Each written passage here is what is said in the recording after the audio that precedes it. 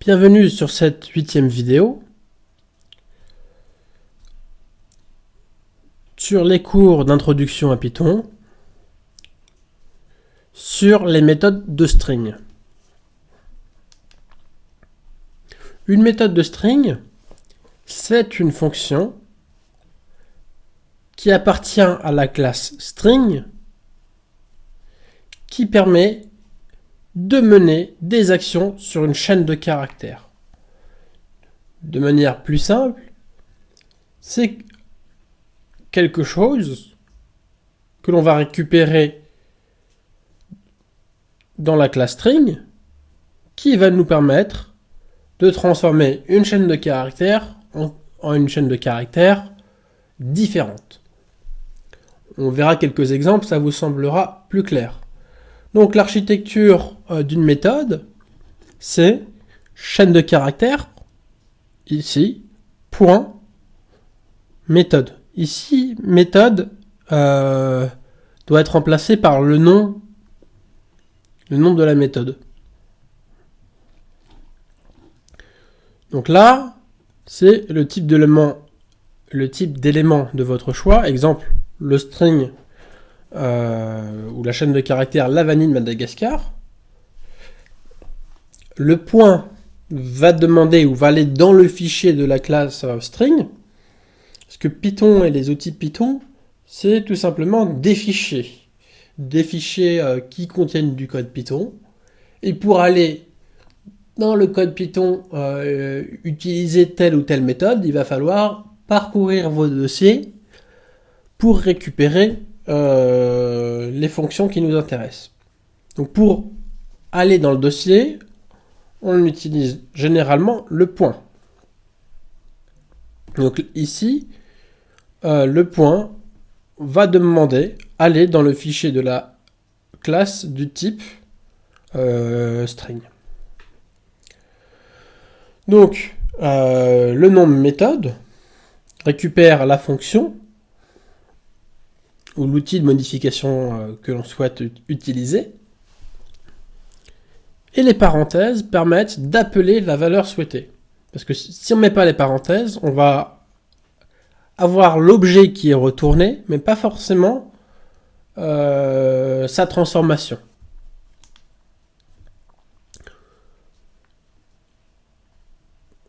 Donc, un exemple de méthode de string, upper. Cette méthode va transformer les minuscules d'une chaîne de caractères en majuscules.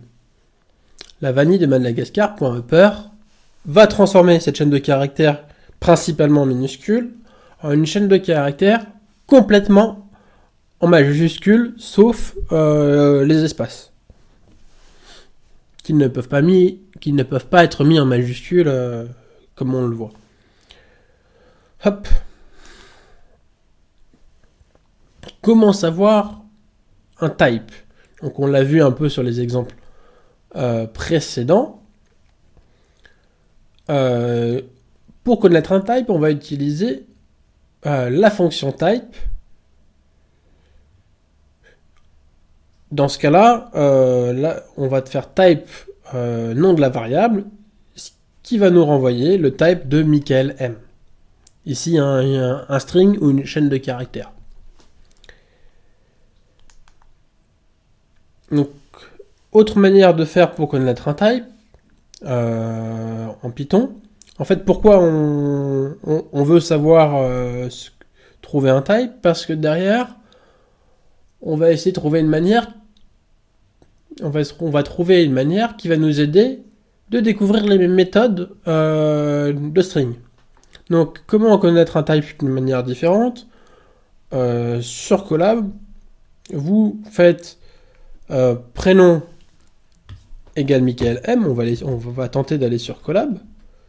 Hop, on reste là. Hop, on va aller sur Colab. Tadam, tadam, tadam. On va aller sur Colab.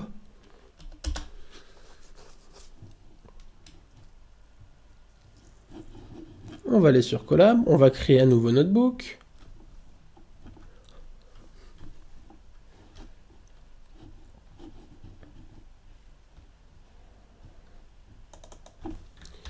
vidéo, méthode de liste.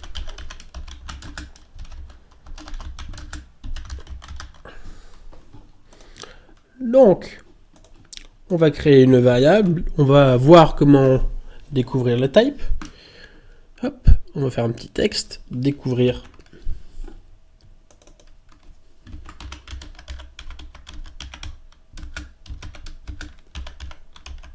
de quelque chose, QCH. Hop, donc là, on crée une variable, je sais pas, variable prénom égale Michael.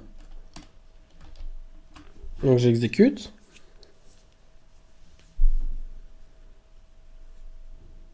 Donc là, il y a l'assignation qui se fait. Et d'ailleurs, je veux voir le type de prénom.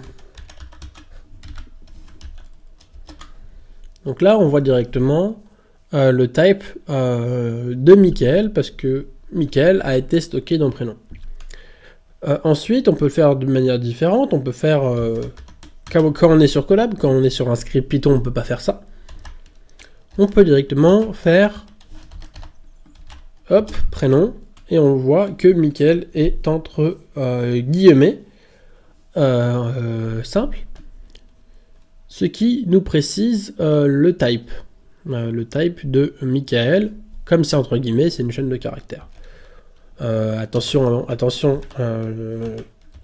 pas mettre print prénom,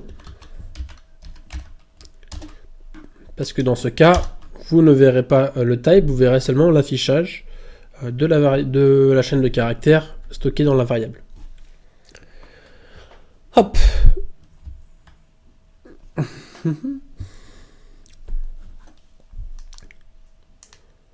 Donc, maintenant qu'on a le type, on peut regarder quelles sont les méthodes de string qui existent. Donc pour trouver une méthode de string les méthodes de string qui existent, c'est possible de trouver les méthodes de deux manières, en mettant prénom de cette manière-là, en l'exécutant. Donc là, on a toutes les méthodes, que ce soit les méthodes underscore ou les méthodes simples. Donc moi, ce que je vous conseille de faire, je l'ai mis sur le document, c'est d'utiliser principalement les méthodes sans double underscore, parce que celle-ci c'est surtout pour Python, et pas forcément pour les humains dans l'utilisation, ou seulement les utilisateurs avancés. C'est des méthodes principalement pour la gestion d'espace, gestion de mémoire, voilà, pour des trucs pour préparer directement la question de mémoire, ou préparer directement la logique quand on crée des classes spécifiques. Bon, je ne vais pas forcément aller dans le détail. Ce que je vous invite à faire, c'est simplement d'utiliser toutes les méthodes sans double underscore. Donc là, on voit qu'il y a beaucoup de méthodes,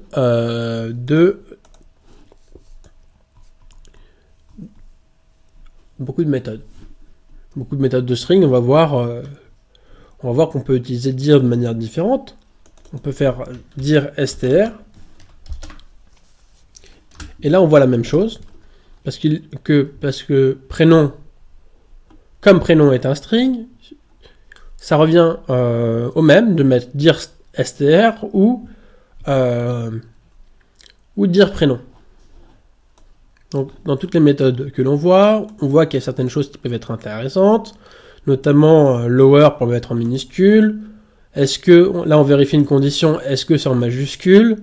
Est-ce que c'est en minuscule? Est-ce que c'est un chiffre? Est-ce que c'est un décimal? Est-ce que c'est un caractère alphanumérique? Voilà, il y a beaucoup de choses qui sont intéressantes à savoir et que vous allez devoir utiliser dans les exercices que je vais vous donner. Donc on revient à la présentation. Hop, là je vous explique comme ce qu'on vient de voir, comment trouver les méthodes de type disponibles. Et je vous mets la partie intéressante pour vous. Hop.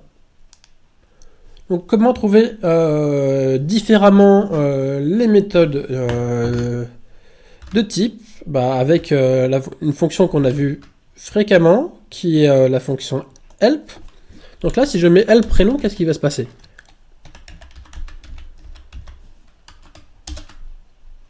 Voilà. C'est pour ça que j'ai passé un peu de temps sur la présentation à vous expliquer pourquoi on doit trouver un type, parce que si on utilise help derrière, ça fonctionne pas. Donc là, Collab, quand on lui demande de nous aider sur ou trouver la relation avec prénom, nous dit clairement que il n'y a pas de documentation trouvée, il n'y a pas de documentation dans Python à propos de Michael. Michael étant l'information stockée dans la variable le plus haut.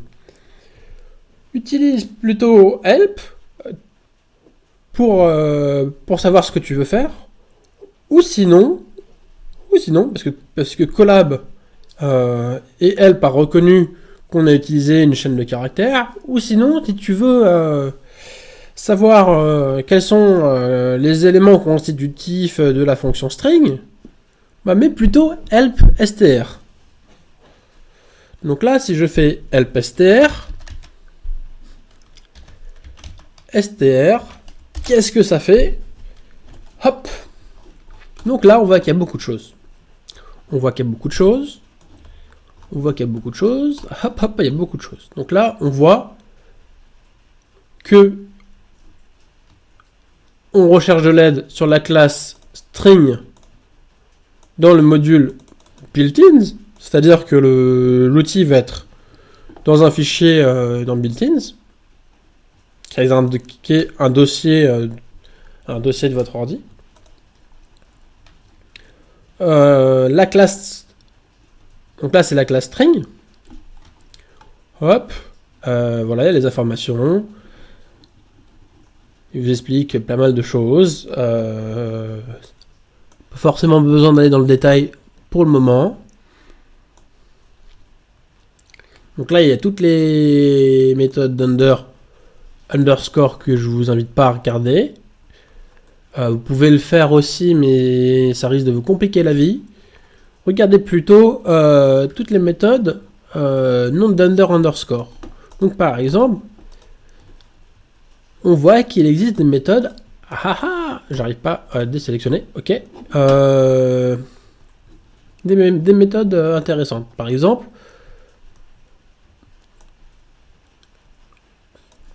la méthode endWith. Donc là, il nous explique comment organiser la méthode endWith.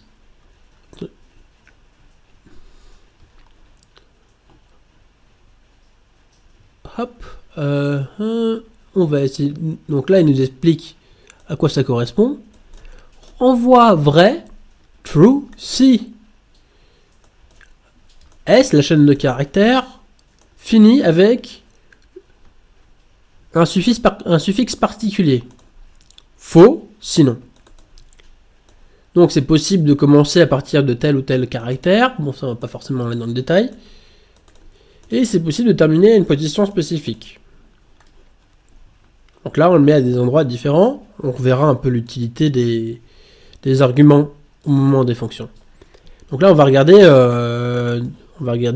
comment on pourrait utiliser endWith. Ok. Hop. Donc là, on va regarder si je fais une chaîne de caractères. Là, France en bleu. Point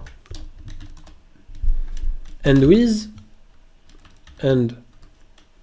with, je crois que c'est ça.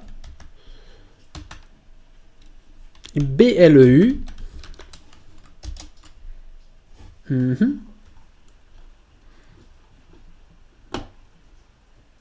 Ok. Ends with. Ok, j'ai mal orthographié. C'est normal. Et là, si je fais ça, voilà. Donc là, on vérifie que il y a bien bleu à la fin de la France en bleu. À la fin de la phrase, il y a bien bleu. Donc, qu'est-ce qui... quel exemple pourrait nous aider à comprendre un peu mieux l'intérêt de end with? Un exemple tout simple, c'est cet exemple-là. Bon, je vais vous montrer... je vais créer une variable nom de domaine.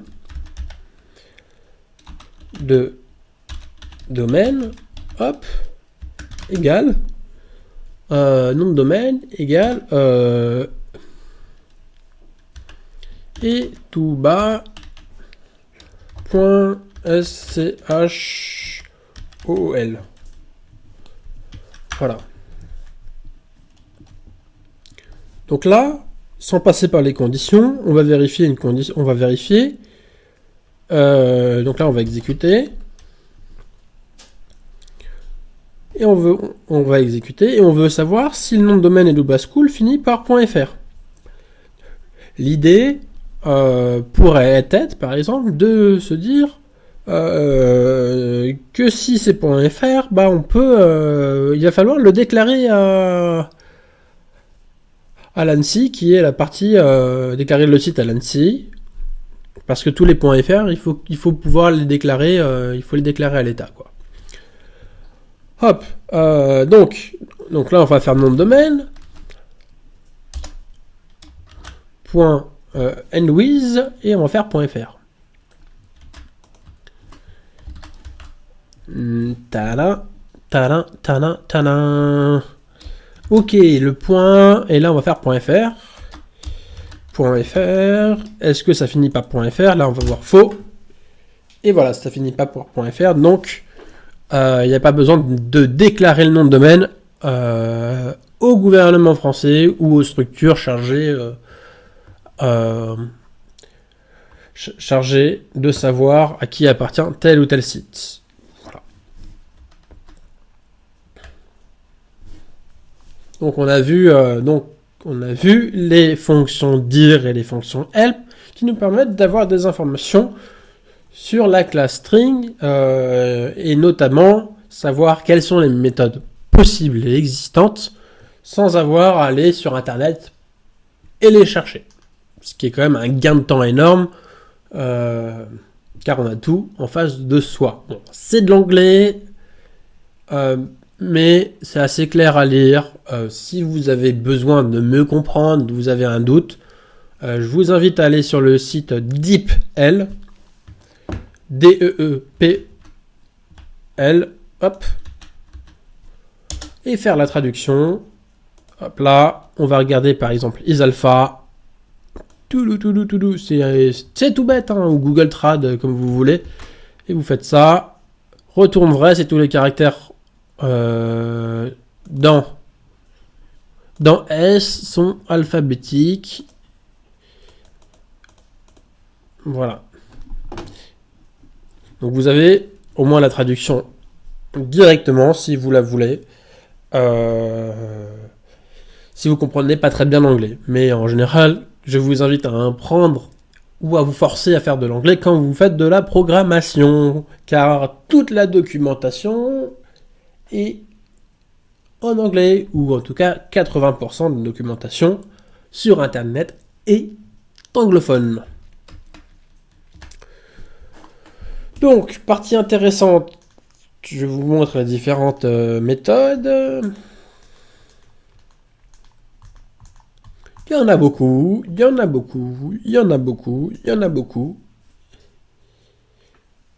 Et hop. Donc, Si par exemple vous savez quelle méthode utiliser, mais vous vous rappelez plus, vous avez un, si vous avez, si vous savez ce que vous voulez faire, mais que vous vous rappelez plus vraiment quelle est la méthode qui vous convient, et que vous avez un doute sur 2-3 méthodes, ce que vous pouvez faire, c'est quelque chose qui est très pratique, c'est faire help le type point la méthode. Donc, on va faire un petit test. Je sais que je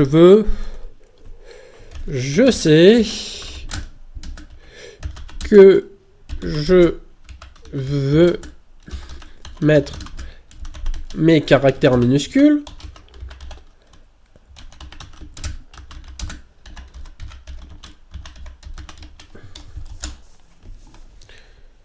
Mais je me rappelle plus trop de la méthode que je dois utiliser. Donc pour m'aider, je vais faire quelques tests. Est-ce que la méthode pour me mettre en minuscule, c'est str, c'est la méthode upper. Attention, là on fait pas d'appel, met pas de parenthèse derrière,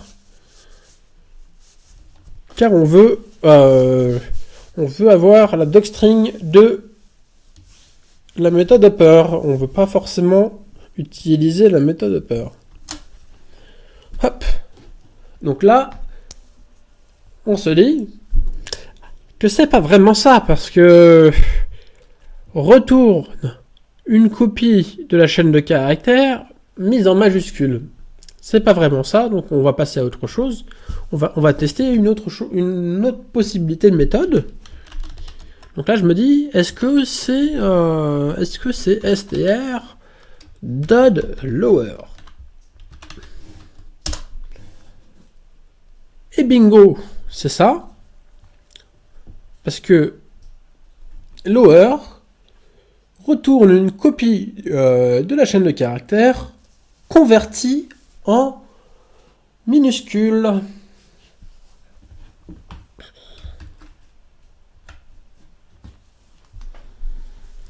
Donc, là je vous donne quelques exemples d'autres méthodes. Donc là, la méthode strip, c'est une méthode pour enlever les espaces non désirés. Strip, c'est pour enlever les espaces à gauche et à droite qui sont en trop. Jamais l'espace du milieu. Pour enlever les espaces blancs à gauche, c'est L comme left strip. Pour suppression des espaces blancs à droite, R strip. Mise en majuscule, c'est Michael m.upper. Là, c'est la méthode upper qui va nous mettre tous les caractères en majuscule.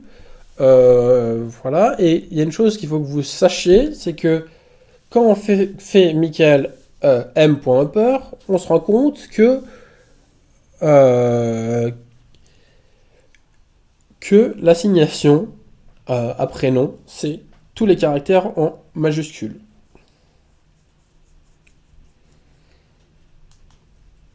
Donc la même chose, Michael m.lower, c'est mettre en minuscule. Donc un exemple concret d'utilisation de point lower dans la vie de tous les jours. En tout cas moi ce que je peux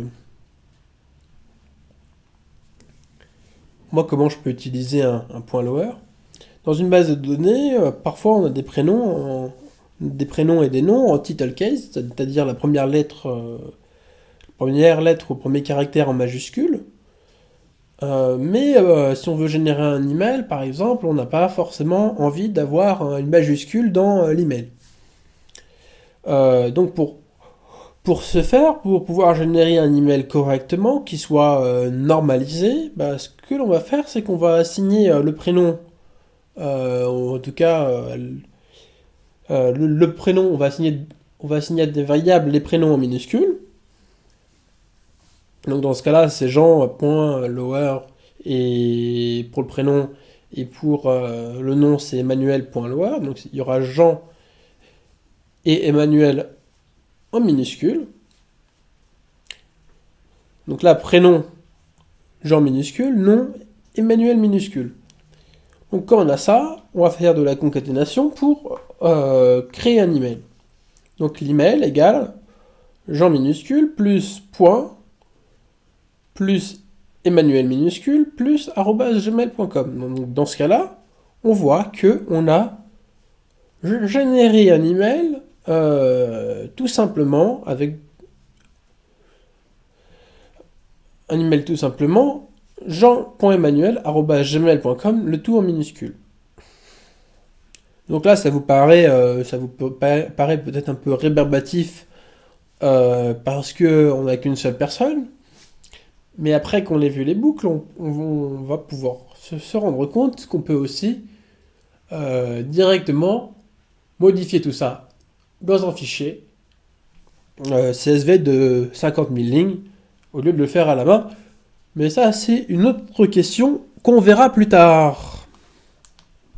Donc, pour les exercices, vous en avez plusieurs.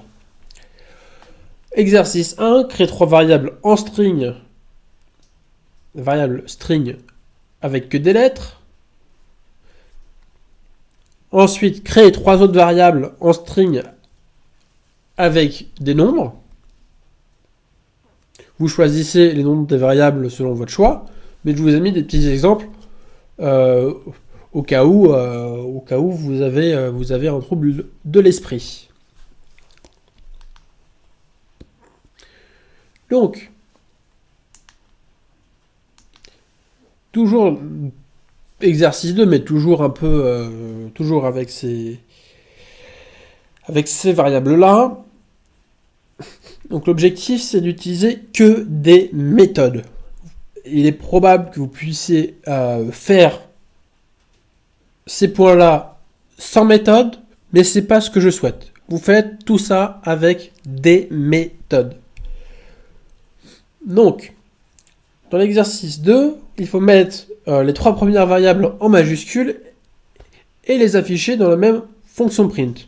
Donc ça vous fait penser à quoi? Ça vous fait penser à concaténation. Donc ensuite, je vous demande, à partir d'une méthode, de modifier, comme vous le voulez, les 3 premières variables.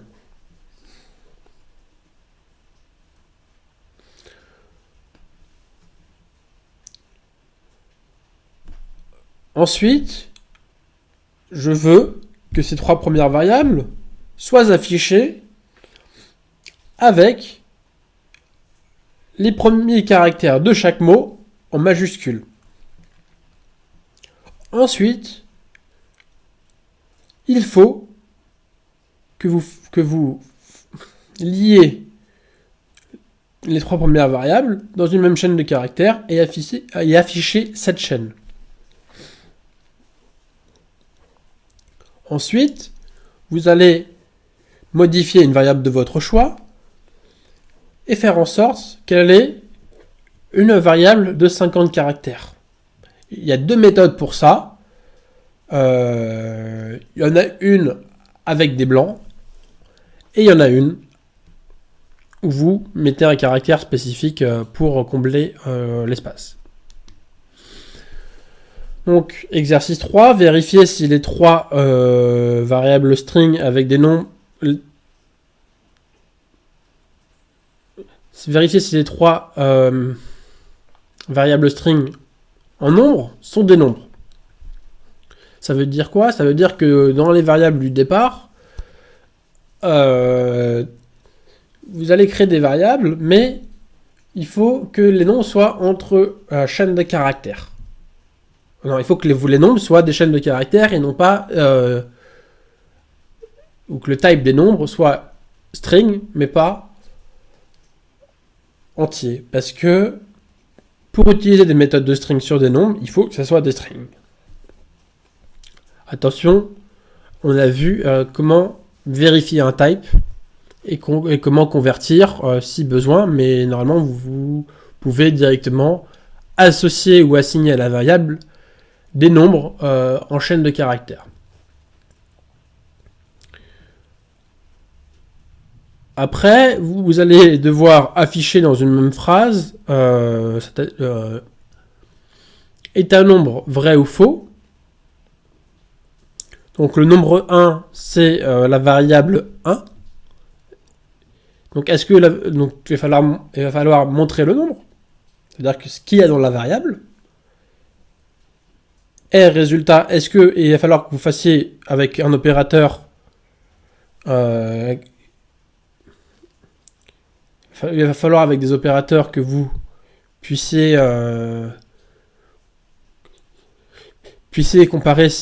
comparer avec un opérateur ou une méthode, savoir si le nombre de la variable 1 est un nombre. Même chose pour le nombre 2 de la variable 2, et même chose pour le nombre 3 de la variable 3. Hop, bonus, vous allez créer une chaîne de caractères avec des E, peu importe la chaîne de caractères, et l'objectif c'est de remplacer tous les E de cette chaîne de caractères. Bonus 2, faire le remplacement de manière inversée des majuscules et des minuscules stockés dans une variable, dans une chaîne de caractères bien sûr. Donc quand vous avez fait tout ça, vous pouvez aller voir directement la correction des exercices et voir comment moi j'ai pu résoudre les exercices. Sur ce, on arrive à la fin de la vidéo. J'espère qu'elle vous a appris 2-3 choses. Si vous avez des questions, n'hésitez pas à nous les poser, mais soyez très précis. Et sur ce, je vous souhaite une très bonne fin de vidéo, de très bons exercices, et à la prochaine vidéo. Allez, ciao!